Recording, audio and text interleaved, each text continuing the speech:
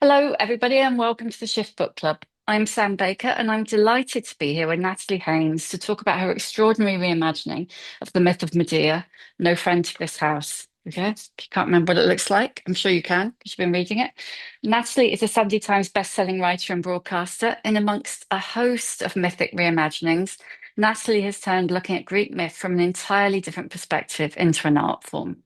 She tackled the Trojan War from an all-female sorry, I'll say that again, from an all-female perspective in A Thousand Ships, which was shortlisted for the Women's Prize. Gave voice to Medusa in Stone Blind, described by Margaret Atwood as witty, gripping, and ruthless. And it's quite something to be described as ruthless by the Queen of Brusque, I think. um, and she retold the Oedipus and Antigone stories in The Children of Jocasta.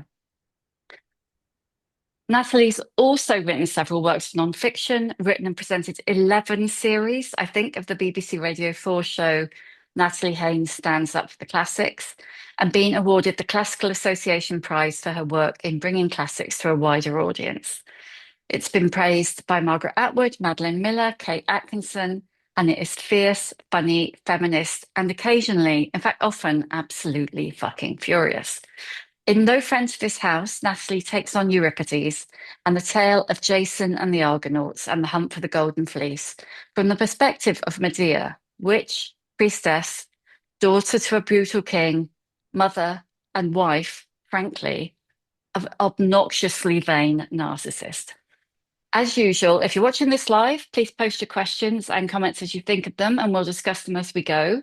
Um, at this point, I usually do a spoiler warning, but it kind of feels a little bit spurious to do. Is it even possible to spoil a tale that has been knocking around for as many centuries as this one? Um, Pop a note in the chat box if you haven't finished it and or don't know anything about Jason and the Argonauts and Medea. I think it's probably unlikely, but just let us know. Anyway, For what Natalie, it's worth, thank you. I think you can really spoil this one. I've told people off at events. I don't often take questions because I always use up their entire time talking, like the narcissist I am. Go But when for it. people do ask questions, I always say I won't answer any questions about the second half of the book because people, but they read it the day it comes out, which is lovely. And then they want to ask you about it. It's like, yeah, but you can't do that at an event a week before, after it's just come out. People haven't had time No. to read it. And, you do want it to have the quality of a novel where you want to know what happens. You want it to be a page turner, quite aside from anything else. So yeah, no, I don't. I forbid it when people You ask me forbid it. questions. Okay, you're I forbidden. forbid it So, from the stage. But yeah, so if you're any, here, you've been forewarned. So this is on you if you decide to stick around and you don't know. Yeah, I I mean, no, will talk Amy. about the second half of the book. Oh, thank goodness for that. Amy's just said I knew what was coming, but it was still a page turner, and I completely agree. And I didn't. I mean, we're not going to start by talking at the end because that would just be taking the piss. But um, I didn't know anything. I mean, I went to a crap school and I didn't study Greek myth. I mean, I got all I know about Greek myth, I know from Disney and Enid Blyton. So the very end, I mean, I don't know whether that was true, how much you can't give any detail, obviously, but that came as a real surprise to me. But that could just be my ignorance. No, these are versions. I like to excavate a myth really thoroughly before I start writing, and this one was no different. So I knew the Euripides play extremely well, which is incidents that happen in one day in Corinth. And I knew Apollonius of Rhodes's Argonautica pretty well because I'd studied both of them at uni. And I wrote my dissertation on Medea. I wrote my dissertation on women who kill children in the work of Euripides and the gendered heroics of infanticide, because I was a fun young person, just as I am a fun, Yeah. not so young person. Um, and so, you do have to dig to some fairly opaque sources to find details that people won't already know. I think about bits of Medea's story, but there are, the thing, because the Euripides version is so popular rightly and performed so Mm, frequently, that became everything that's written after Euripides. It's not quite an instant hit insofar as it doesn't win the Dionysia. In fact, it comes third out of three. But it's very rapidly it becomes an extremely successful play, and it's performed a lot and has always been performed a lot. And basically, everybody who writes any version of any part of the myth that includes Medea after that is in some ways in dialogue with the Euripides version. And he was an innovator of myth, as Ovid was later. And so we don't know for absolute certain that it was Euripides who began the version of the story where Medea deliberately kills her children in order to wound her ex-husband, but it seems reasonably likely. There isn't an earlier version when that happens. There are earlier versions when some of the alternative scenarios that she considers in her big "Shall I, Shan't I Kill My Children" monologue take place instead. There's a lovely sort of urban myth that Euripides was bribed by the Corinthians to make it someone else's fault because traditionally they had killed the children and they didn't like it. So they paid him some huge whacking sum of Yeah. 5 talents or something to make him, lay the blame elsewhere. I have no idea of the truth of it, but it is a great story. And so, yes, when I came to take on that day, as it must be known surely, in Corinth, I knew I was going to deviate from the Euripides version, and I knew I was going to follow other versions and also innovate myself because it felt like a noble tradition to be part of. But there are things that Medea is renowned for in antiquity that nobody thinks about now, like being a founder of numerous cities. That one of her children gives the name Medus, is his name, gives his name to the Medes, which is what the Greeks often call the Persians, or approximately maps onto the Persians. So she and this one son Medus are renowned for their work in starting up new places. They're colonizers, I suppose, or as we might now see them, although we don't often think of people from Colchis, Georgia, as we would now call it, doing that. But yeah, no, she does have, and she's still respected in Georgia today as this really important figure who was both incredibly clever and resourceful, and as a founder of cities, there are statues to her. And people are always surprised by this because it's like, but she's so monstrous. And it's like, well, sure, if you're a Greek man, yeah, she's terrifying. But if you're a Colchian person, or more recently a Georgian person, then she's your huge heroine. She's your big name star. Why wouldn't you be proud of her? Yeah, and I mean, all of this with the proviso that I am totally ill-educated when it comes to the classics. Um, I just don't think that many people know any of that other side. No, I don't think They so. I don't literally think this just is know the something you should feel Euripides bad side. about. Yeah, no, that's absolutely as it is.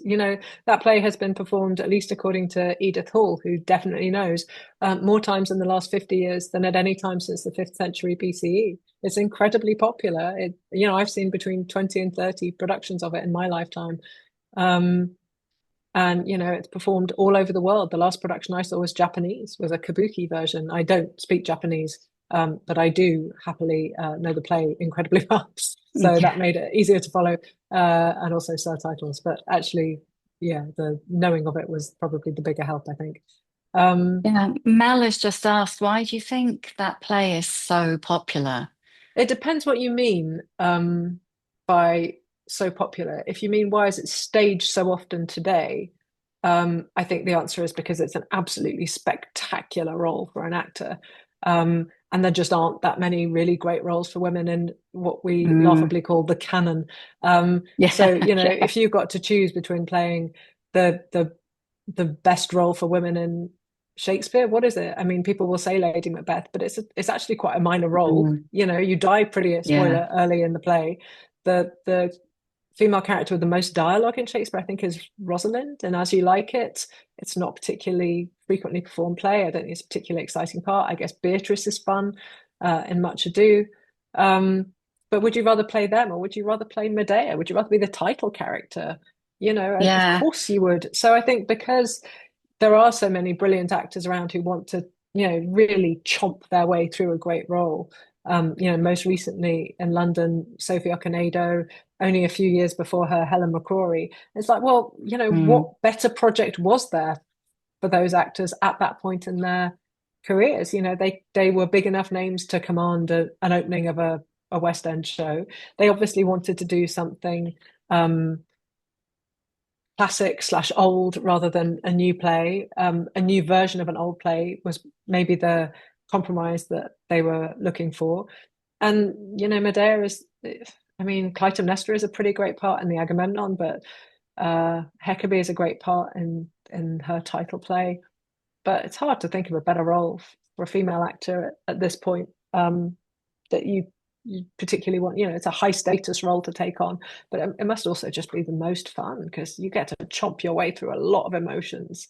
Um, so I think that's probably part of it. It's psychologically really incisive. I think more dispiritingly, one of the reasons it's performed so frequently is because not all bits of Greek tragedy kind of resonate with us. We don't all know what it's like to, have been nearly sacrificed by our father, but replaced at the last moment by a deer and then spirited away to become a priestess who has to kill people in Crimea, as in Iphigenia among the Taurians.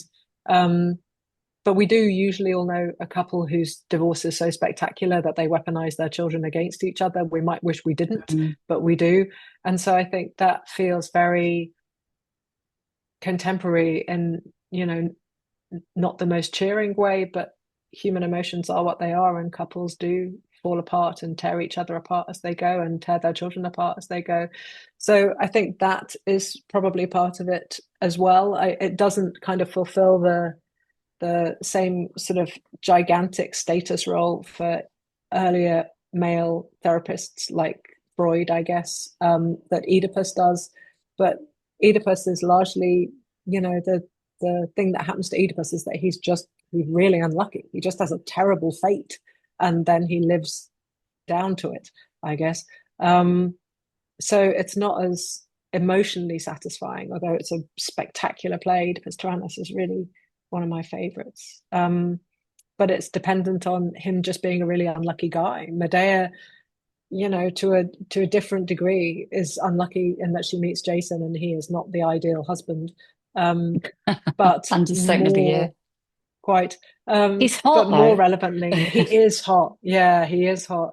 And like I say, I've seen loads of productions of it over the years, and often people make him kind of a buffoon, and I'm always like, oh, don't do that, because we've already got that dynamic in Aeschylus's Agamemnon where Clytemnestra is, you know, plotting Mm, and furious, and he is basically just like an idiot who comes home from the war, and she, suggests that he walk over priceless carpets in order to, make him commit this act of hubris. And then, you can, the whole time he's like, what?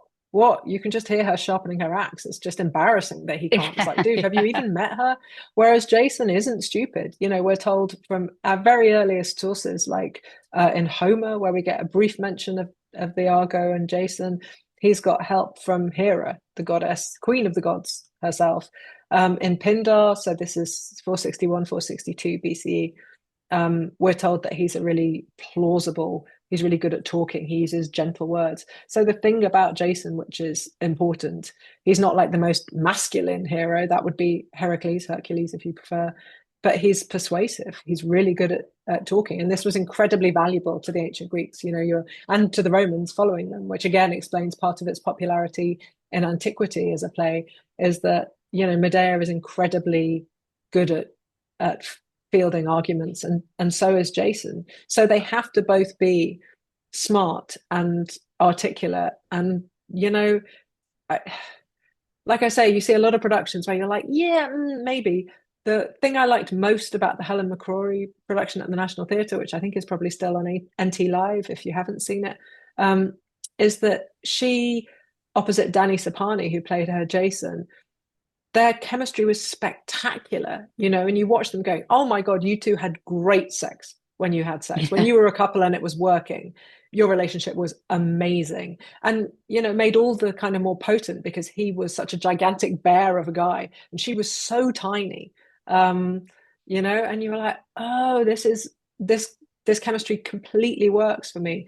And I think sometimes people are kind of, they're dazzled by his horribleness, which I understand, but to the point where they make him kind of villainous or idiotic, Mm. or minimize his attraction anyway in one way or another.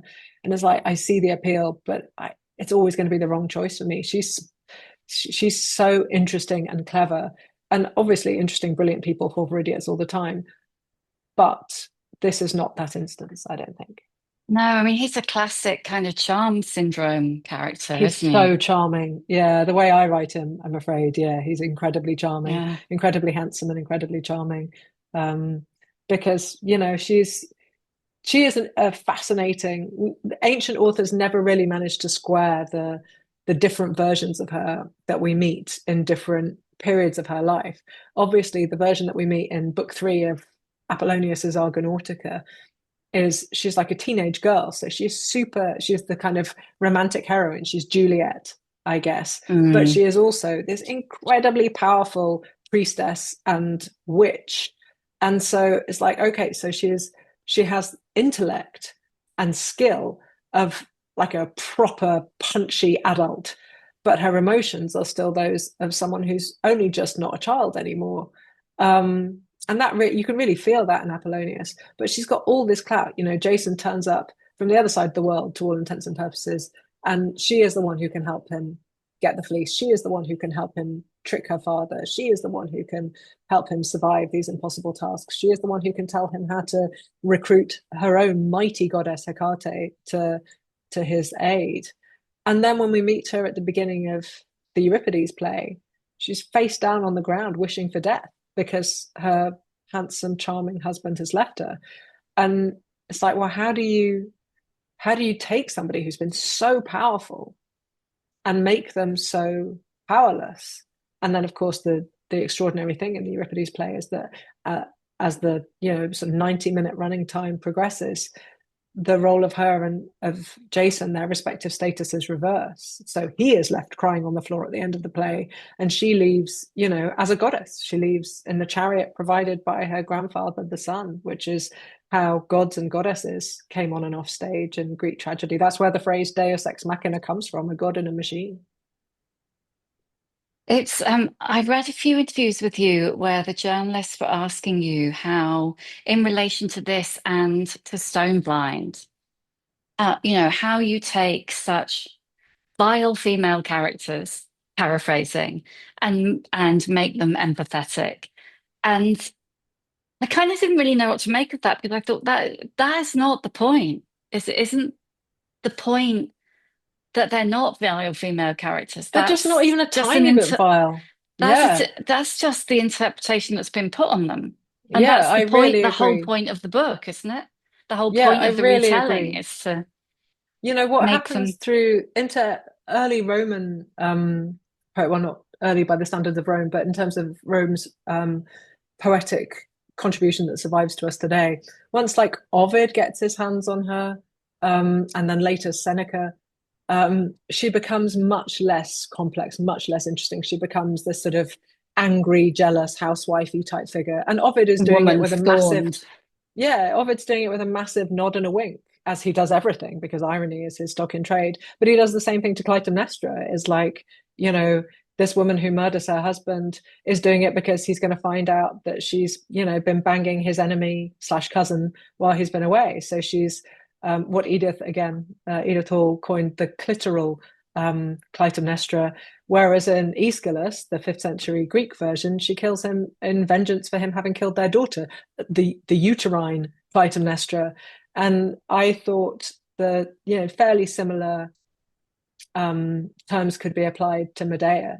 She becomes a kind of sex mad, jealous monster wife, like the worst ex you've ever had in later sources. But in our earlier sources, she is much more complicated. She is a hugely intelligent, hugely sensitive, devoted wife and adoring mother. So for somebody who is that to do these unspeakable things, it's like, well, that's the interesting story. Yeah. Villain does villainous thing, isn't, villain Yeah, in there's villainy shock. is not the It's headline we're expecting, is it? no, it's So just a I caricature, isn't it?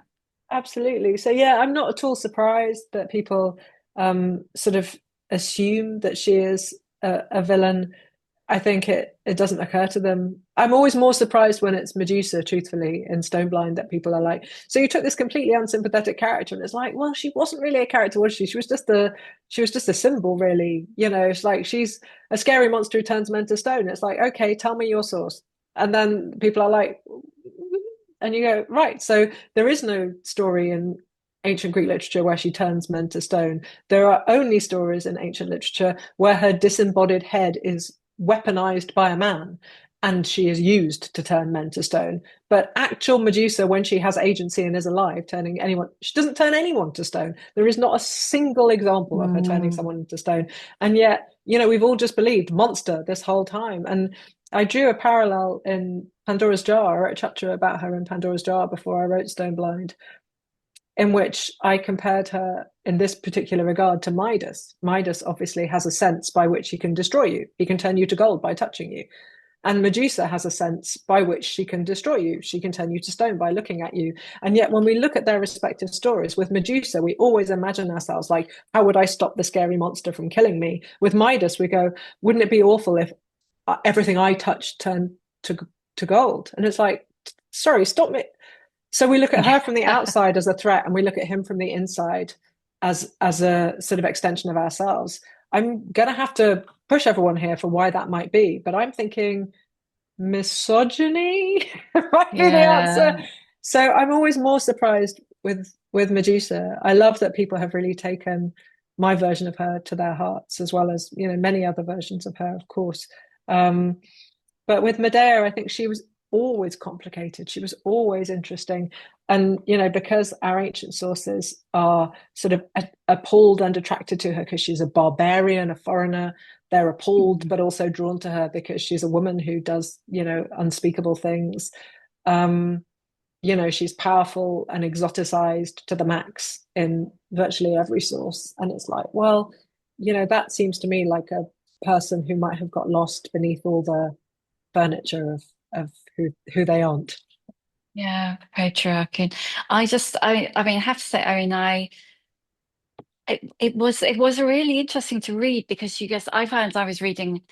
I mean, I've read it twice, and I've had you read it. I've read it once, and I've had you read it to me once, which I have to say I absolutely loved. Oh, Um, good. I'm crying so hard at 2 points in that. And normally, um, my audiobook producer, Lydia, is she's basically a machine. She runs ultra marathons. The woman can run 100 miles oh in my one God. go through the night across, you know, completely dark hillsides, etc., with just a head torch and, you know, the occasional peanut butter sandwich or something. She is a machine. And so I always know that I've smashed it if I can make Lydia cry. Which bits made her cry? Well, the very end made us both cry. I don't know if I'm Mm, sure you can hear it. I cry at to avoid spoilers. She cries at the second Theophany chapter when you hear what happened to Chrysomelos. And I kept it together, which is hard for me because I fucking love a sheep. Um, I really like them, and I've never killed one in a book until now. I felt awful. I still feel awful. I feel so much worse about Chrysomelos than I do about killing you didn't children. kill him, babe. It's fine. I'm a terrible You person. didn't start But it. I tried to, I was looking around, I'm like, maybe I could, you know, fleece isn't like, you know, you could just shear a fleece. And I looked around, and in Greek, it's not fleece, it's skin, you know, it's sheepskin. I'm like, no, I'm going to have to kill him. Um, I cried at the bit where Hypsipyle lets her dad go off in a little boat to his sea nymph. And he obviously has, you know, dementia of some sort. And he doesn't really know who she is, and she knows he's not going to miss her. And it just finished me. And they're the end of the book. I'm crying so hard I can barely talk. That was the first. Most of it is a first take because we're, you know, I was going to say I am too lazy to go back and do it again. But I thought I would need to retake it because I was crying so hard by the last bit of the book, and I looked through the like glass wall at Lydia at the sound desk, and she was crying too hard to tell me to do it again. So it's like, Yeah, okay, let's call it a brilliant. win. Let's No. just walk out of here crying and limping. So No, the end is, I think earlier Amy was saying that she found the end, oh, you know, that version a real relief, by contrast of all the things that we've yeah. been told. But we can't spoil it in case you haven't finished. I wanted to ask you about all the other women, because Yes. aside from the fact that we don't, you know, we're given this take on Medusa and Medea and countless others, and that's just, you know, that's just how it is. But so many names, to my shame, that I just didn't even know.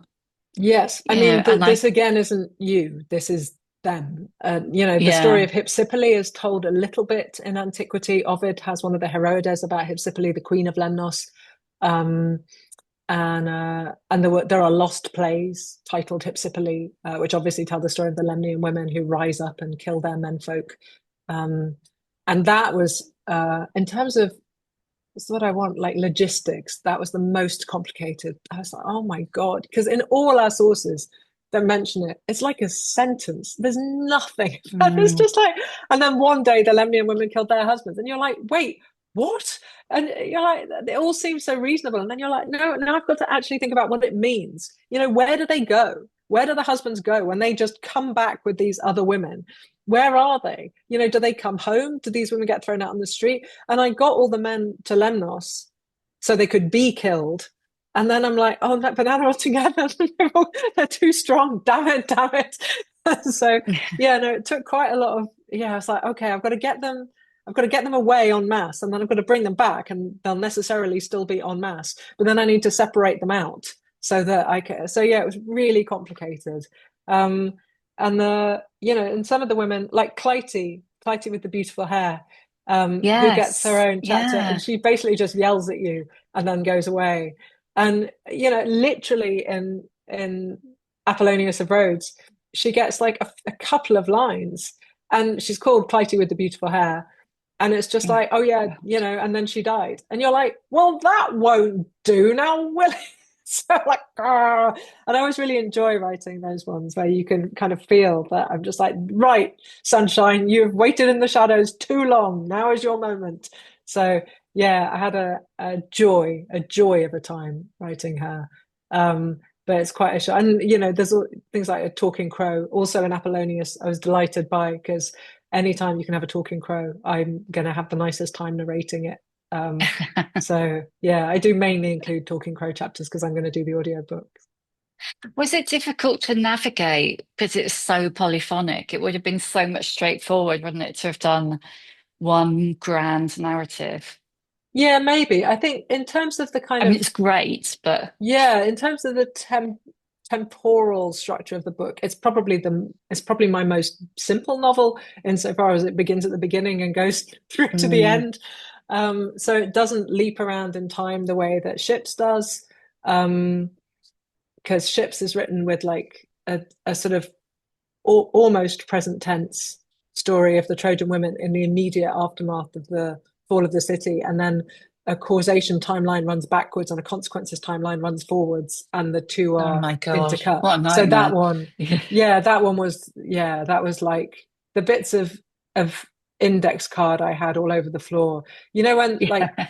in CSI or something, they break into the serial killer's apartment, and it's just like Oh, loads of yeah, bits the of card. wall. And I was like, oh my God, that's my floor right now. The only thing that's missing is the string, because I know how they join up. Yeah. Otherwise, I've got it all. So yeah, that was a bit, yeah. And then Do this you? one is complicated because it moves through time, but it moves across space. Um, in a kind of more complicated way. So it was a question of like, when am I going to let Medea talk? And when am I going to let other people talk? And I wanted to get the kind of maximum. So, like, when the daughters of Peleus turn up and we see what she looks like in their eyes as a sort of, and it kind of smashes against the version of her that we've previously seen because we've heard from her and her sister. Um, and then suddenly we're like, oh, this is what she looks like when the Greeks see her. And up to that point, we've only had her talking, or, people at a big distance from her. And so, yeah, getting to do getting to do the Daughters of Peleus, who are so snobby and they hate her because she's foreign, and they hate her because they think she's weird and creepy. And you can really see why, considering what happens to their father. But yeah, that those Oh, kinds of but you things don't where it's feel like, at all bad about that, do you? I Oh, I don't, didn't. No, certainly. I didn't. No. But Medea Yeah, doesn't even show up, does she, until what point? Are we like about a a third third of of the the way way through the through? book. Yeah. Yeah, no, I think publishers would always like you to just name books after people in them pretty well. I think Oh that everyone God, would love yeah. it if the book was called Medea. Um, and I felt very strongly that as with all my books that it's polyphonic. It shouldn't be just one woman's name. I think it missells the book, which I think is rude to readers. But also I think it undersells the book, frankly. It's not just her Mm. story, it's loads of women's stories, and I don't want them to all be ignored. Um, so there's that. But yeah, while I was writing it, I was like, I wonder if it's okay keeping her back until like a third of the way through. And then a friend of mine who is, so I'm underselling him if I say he's a fan of Jaws. He's like an authority on the film Jaws. And he's like, it's going to be like Jaws. Everyone's waiting for the shark. Everyone knows she's coming Yeah. and everyone's waiting for her. So I was like, oh yeah, no, that is the right way to think of it. I think the tension is building, I hope, the whole time, because the Mm. beginning of the book is basically an adventure story. And then it gradually morphs into this awful kind of tragedy.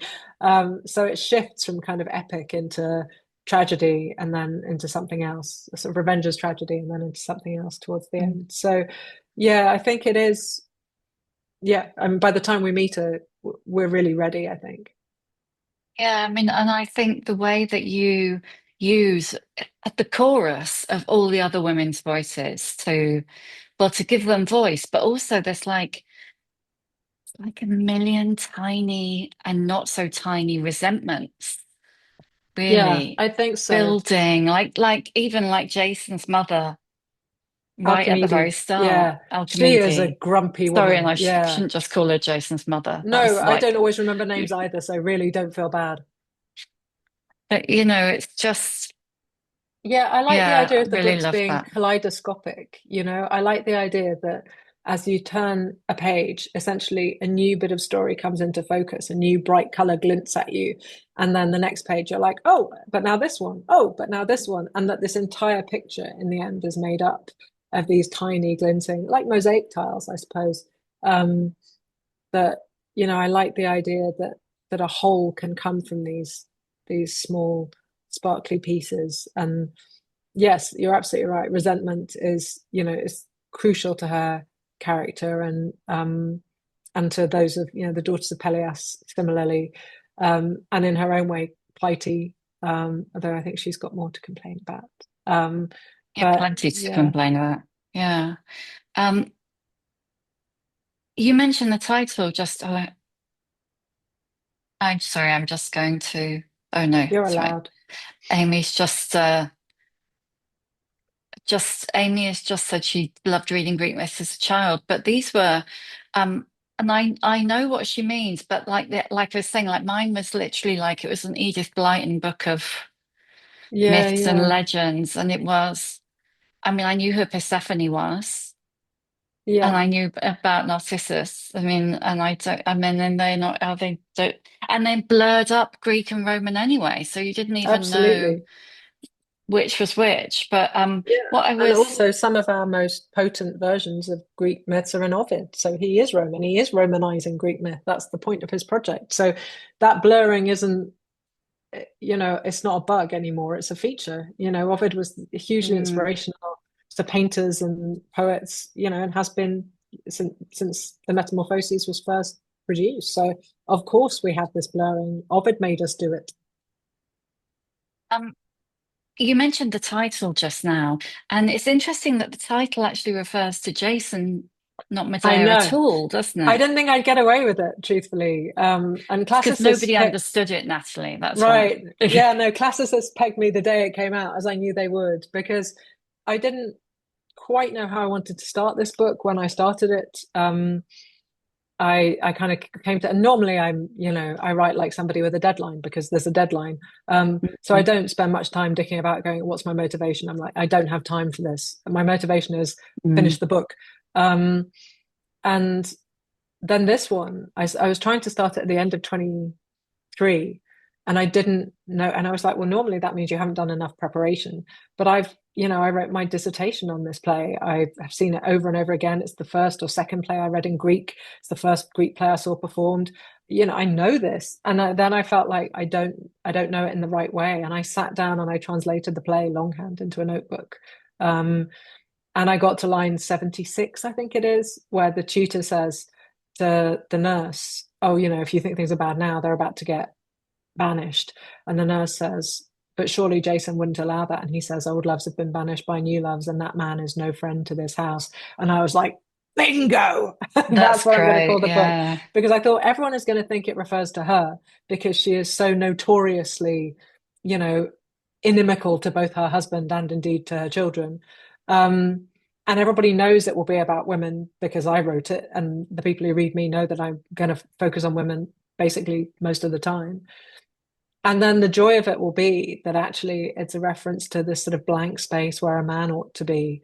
Um, and that's what causes this disaster, this beautiful, charming, plausible, clever, empty man is no friend to this house. So, yeah. I mean, the goddesses have got a lot to answer for, haven't they, though? Mm, Because they always, were, yeah, always. true, always. Yeah. But, I mean, it's not just Medea who helped him.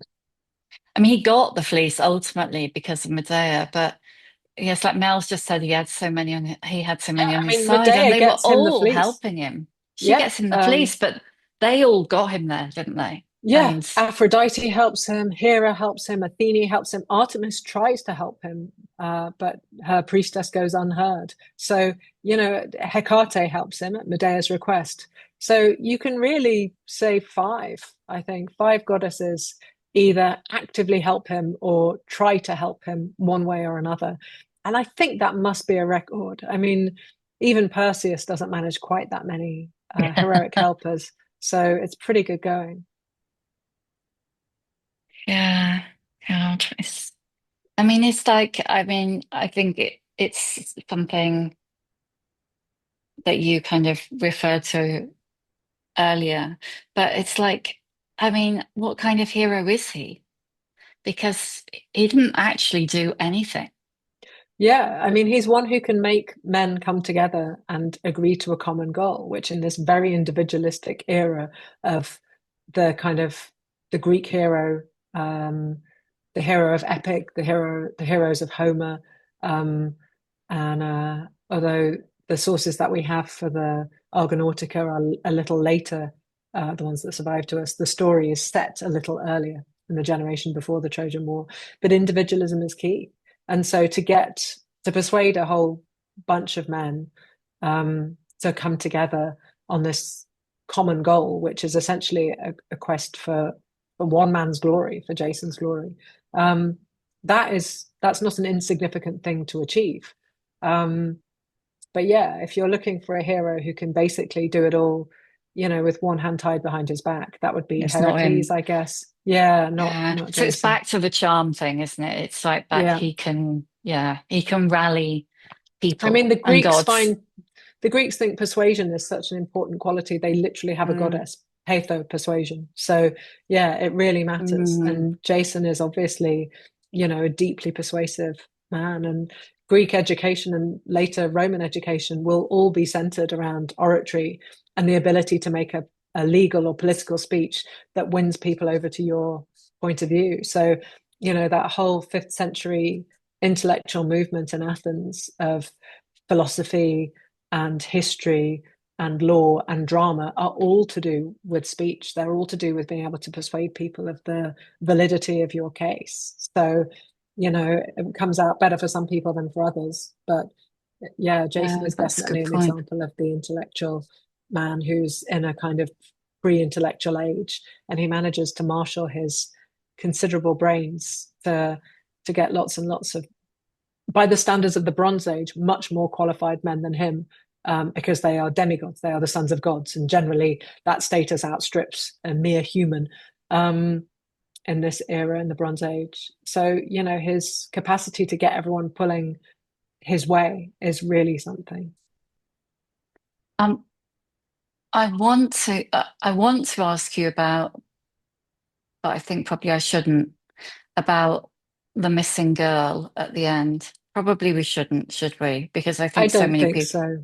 I Yeah, know, I don't I think so. really want to. Maybe I should ask you later. Um, You can ask me later, I'll tell you then. yeah. So, excuse me. When did you fall in love with the classics? Young. Because you've devoted your life to them, haven't you? I Was it have. love at first sight? It pretty well was. Yeah, I started doing Latin at 12, I think, and then I started ancient Greek at 14. I took triple classics A levels. I took Latin, Greek, and ancient history, plus general studies, which I used to turn up for roughly once every 3 weeks. Um, and I was always at every, Latin or Greek lesson. Otherwise, basically never there. And then my degree is in classics. And then I became a stand-up comic while I was studying. I joined Footlights, and I was a really happy, relatively successful, I think, stand up for about a decade, a little bit longer. But I missed it, So when I talk to kids, which I get to do less and less these days, because time is so pressing, I always tell them that I ran away and joined the circus, and then I ran away from the circus and joined the library. And that's basically true. That's so brilliant. What was it about it right from the beginning? I loved Latin is a really easy language to learn. It's one of the great um, lies of our time, or perhaps more accurately, of a slightly earlier time, that Latin was so often withheld from state school kids, for kids at fee-paying schools, or for kids in the top stream. Kids at in the top class in their grammar school could do Latin, but kids in the lower class, or kids who didn't pass the 11 plus, couldn't do Latin because it was too difficult for the likes of them. Absolute rubbish. Latin is a really easy, logical language to learn. And this, I'm genuinely not joking when I say this, for English people who are prone terribly to embarrassment, you never have to speak it. You never have to think on your feet. Nobody's ever going to stand there looking at you judgingly while you try to, count your way through a 24-hour clock to book a, table for dinner tonight or whatever. So it's not, it's a low pressure language to learn. And the other thing is that really quickly, even at GCSE, although you get to read a lot less than you used to. If you were doing French, I did French and then Latin and Greek. You basically were doing sort of basic conversational, the reading comprehension would be like a bit from a newspaper, and then you would ask people for directions or tell them what you did at the weekend. Meanwhile, in Latin, we were doing Aeneid 2, the fall of Troy, and how the city is destroyed. They're tricked by this man named Sinon, who tells them they must take this votive offering to Athene into the city, otherwise everything will be lost. And then it turns out it's full of man, and so it's like, oh my god, oh my god, oh my god, the whole way through. It's like, and of course, when you read it as slowly as 15-year-olds just learning Latin, the tension really built over weeks and Yeah. weeks. So yeah, and then Greek, Greek is so much harder than Latin. It has so many more tenses, it has more cases, it has more moods, which I didn't even know were a thing before I started learning Greek. So, was and is more complicated. And I felt like I would never be good at it. And I sat my GCSE, and I remember looking at the paper for about 10 minutes. Me in an exam, I'm such a from the beginning. I sat there thinking, I don't really know what any of this means. It's all in like weird squiggly letters. And then suddenly kind of having that moment where it's like, oh no, I do know what it means. Oh yeah, I can answer this. Oh yeah, it's all going to be fine. And I didn't expect to do Greek to A level because I hadn't particularly enjoyed doing it to GCSE. And then I realized at the point where I would be doing it for the last time that I could no more give it up than I could have given up, oxygen. The idea seemed absurd. And I had to go to the school and say, I said I would do, I can't remember what I said I would do, maths, I think. I was like, I actually can't. I'm going to have to do Greek. And luckily for me, somebody else had wanted to do triple classics, but had then moved to a different school. And so the timetable was set up with that option available. So I was incredibly, at every stage in my classics education, I was incredibly lucky, and I'm really conscious of it. And that's one of the reasons why I take so seriously the idea that classics should be available to more people, and why I love making the radio show. It's it's not the best. You'll be surprised to hear that the radio show I make for the BBC is not the best paid work I do in the average year. Shocking, I tell you. I know, right? But it's so important to me because we get, Radio 4 gets like whatever it is, 1.6 million listeners. We go out straight after the Today program. And I know that lots of people listening will be older and have studied classics when they were at school.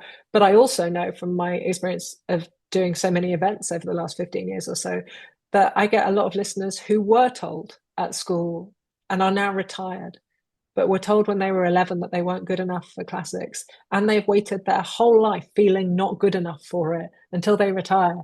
And then they start, pursuing their love. And they were always good enough for it. The idea, if you can't teach a kid Latin in a regular school because of the pressures of the timetable, I get it. If you can't teach a kid Latin in a regular school because you think the kid is too stupid to learn it, then I would suggest you take a long, hard look in the mirror and wonder if you're really cut out for teaching, because you've got one job as a teacher, and it's to make kids, more rounded, happy adults. And if you are, and this isn't even an intellectual question, if you're a PE teacher who's entirely focused on having the best hockey team or football team so you can beat all the other schools in the area, great, that's really good for the kids who are really good at sport. But do you know what? You should be setting up all the kids for a lifetime of health and exercise. If you're only focusing your attention on the kids who are good at it or enjoy it, then you're failing all the others. And I'm going to just come out and say, that's not good enough, try harder. And I feel But the same way about Latin. that was what the PE teachers were like at my school. Mm. I think we were, I mean, I think it was just the same as it just didn't occur to anyone that any of us could go to Oxbridge or even university.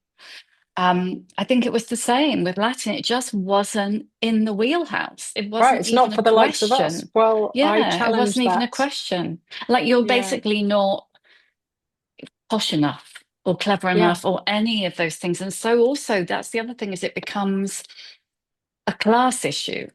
absolutely. And Latin I isn't thought only posh elitist, people but did putting Latin rules and ancient around it, Greek. absolutely. And for a really long time, that was true. And now classics is more accessible in some ways, but less in other ways. Fewer and fewer state schools can teach Latin or ancient Greek, and private schools still can. Um, and that's not to denigrate private schools. I went to one. I went to a state primary and then to a private secondary school, which is how I got to study this stuff. But Class Civ, Classics in Translation, is on the rise in state schools, and you can now start your classics degree at lots of universities, including Oxbridge, with no Latin and no Greek, and learn them while you're there. It takes an extra year at Cambridge, so you do 4 years instead of three. I think at Oxford it's already a 4 year course, so it just focuses on the first year on acquiring the language skills.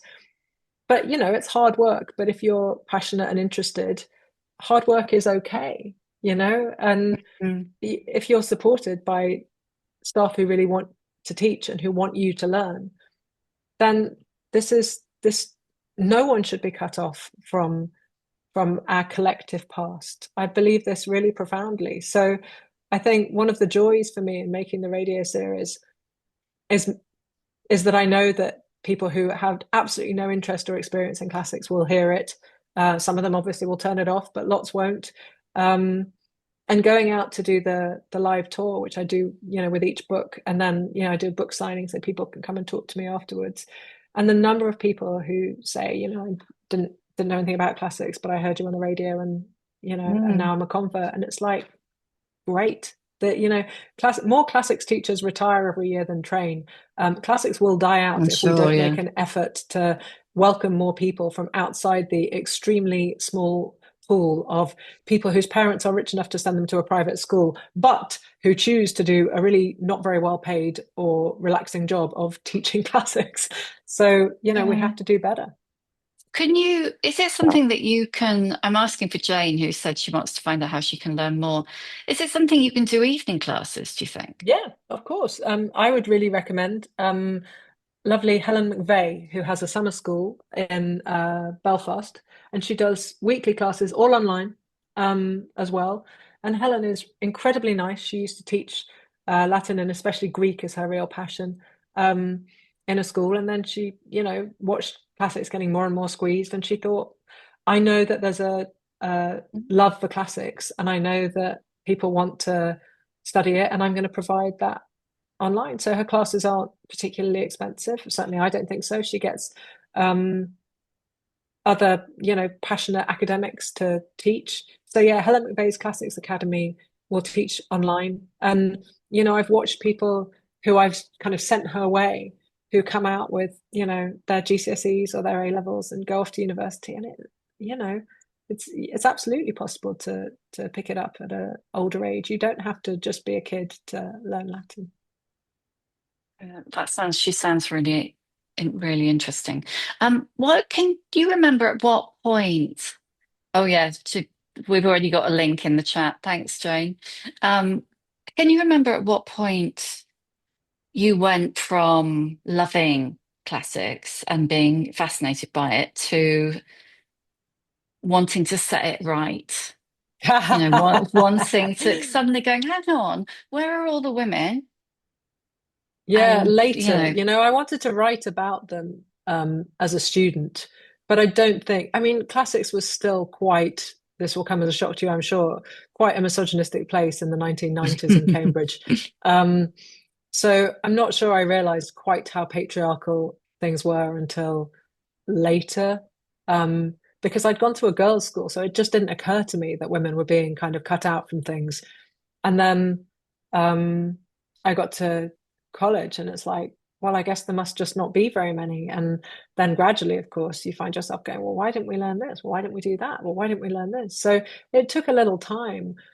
And then I wrote a book that was published in 2010 called The Ancient Guide to Modern Life, which was just sort of a fun kind of romp around ancient history and the modern world in various different categories like the law or politics or, and I did a chapter specifically on women, just because I was so conscious of how few there were in the rest of the book.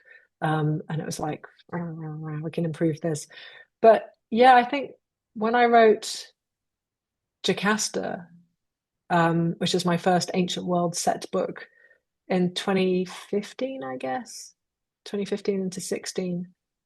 Um, I love the Oedipus play and I love Antigone.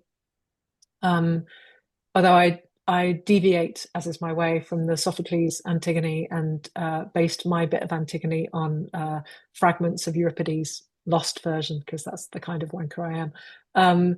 But it had always bothered me that Jocasta was it's a lousy part. They always get amazing actors to play her. You have 120 lines in that play, which is, I don't know, 1,500, 1,600. It's not even 10%. She's not even the second character. Oedipus is everything in that play. He absorbs all the heat and light and have no problem with that because it's an amazing play and the momentum of it is just, breakneck. But the second character is Creon in terms of number of lines. And I know because I sat down and fucking counted them. So I was like, well, somebody needs to look at this. And I saw a production of Oedipus at a little fringe theatre in London, where they'd taken the OT, the Oedipus story that we know, Sophocles' version, as the first half. And then the second half, they kind of wound back to the backstory and said, well, what if at the place where three roads meet, where Oedipus kills his spoiler father, what if they met and talked and found out who each other was? And it was really interesting and I enjoyed it hugely. And afterwards, I thought, if you can do that to the Oedipus story and not break it, you can do a lot and not break it. And I thought, okay, well, the motivating point for me writing Jocasta was that I wanted to do a rationalist version of the Oedipus myth, because there's a moment in Oedipus Tyrannus where Jocasta says, the gods don't concern themselves with us. So, you don't need to worry about oracles. You don't need to worry about this. The gods, we're not at their level. It doesn't matter. And it seemed like such an incredibly revolutionary thing to be saying 2,500 years ago. And for a woman to be saying it at that, it's just like, oh my God. And so I wanted to go through that story and say, okay, well, what if the Sphinx isn't a monster? What if this is a name? This is called euhemerism, going through and finding a rationalist explanation for myth. And it's been going on since antiquity. But I thought it'd be fun to write a euhemeristic version of that story. But it just didn't occur to me that I wouldn't do Jocasta rather than, because like we know everything about Oedipus because he's there all the time Mm. telling us. But Jocasta's got 120 lines. She's right there, but she's in the shadows. And I could do something different with this story. If I tilt it and look at it from this angle, what will happen? And the answer is it'll still work, I'm pretty sure. And then with the next gen, with Jocasta's daughters, Ismene and Antigone, I did think about taking it from Antigone's POV. But she gets great monologues in Sophocles, and I kind of thought Ismene only has 60 lines. Although again, Antigone's not the main role in Antigone. Creon is the main role in Antigone, in terms of number of lines. So I thought I'm gonna take Ismene, the quiet one, and have fun with her instead, because there was this extraordinary monologue in the Phoenissae, Euripides' Phoenician women. It's hardly ever performed, that tells the story of Jocasta and Oedipus, and it's set in the time after the great revelation that they are married, but also, mother and son and so on. But in this version, she hasn't killed herself when she finds that out. She continues to be alive. Her sons are alternating brackets. They're about to go to war and kill each other. And she has this sort of elder diplomat, kind of queen mother type role. And there's this incredible monologue at the start of the play where she's talking about having lost Oedipus when he's just 3 days old. He's taken from her and, as she believes, killed. And then it turns out, of course, that he's adopted by Polybus and Merope of Corinth. And she says of Merope, she nursed the child my labor pains produced. And it just, every time I say it, it gives me goosebumps. I'm like, how the fuck did you know? How did you know, man writing 2,500 years ago, a role that would have been played by a man wearing a mask? In your posh person stratum of ancient Athens, where women were entirely cloistered, working class women would be out and about, but upper class women, the wife of Euripides, any sisters, etc., would live a completely cloistered life. And, she would be in the women's quarters of her house. When she gave birth, there would be a midwife attending her, certainly not a husband. It's like, though, whatever else we can say about Euripides with certainty, I would say he must have had the most remarkable relationship with, I would assume, his wife, I guess possibly a mother or sister, but he knows things about the physicality of women's emotions and bodies that ancient men generally could not and did not. And so I was really convinced that I wanted to write that part of the story that just gets, these few lines, and it's never performed, but I've never seen Phoenissae on stage. Because it's like, well, that's the speech that's missing, in my view, from Oedipus Tyrannus, is how did it feel, Jocasta, when they took a 3-day-old baby from you and said they were going to kill him because he had a terrible destiny? How was that for you? It doesn't come up because, of course, we're entirely focused on the discovery and then the fallout. And we should be, it is the most propulsive play. But there was another story to tell that I felt hadn't been told.